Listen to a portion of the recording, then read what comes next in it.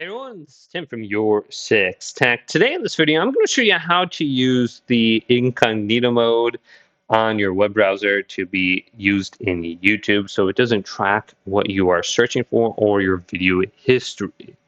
So to do this, it's a little bit different. Like on the mobile version of YouTube, you could just go up to like your profile icon, select this, and you'd be able to turn on Incognito mode or private browsing.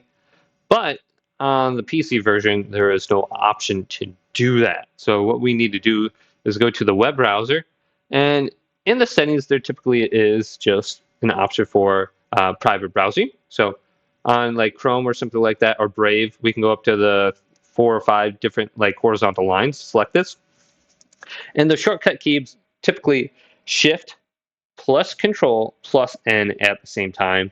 If you have this open, it should create a new window that is private browsing. So we can just click this and then type in youtube.com and go to it. Now, you're not going to be signed into YouTube or anything like that. So it's just a blank window where we can just type something in and it will give us an unfiltered YouTube, which is great. You can kind of see what's trending.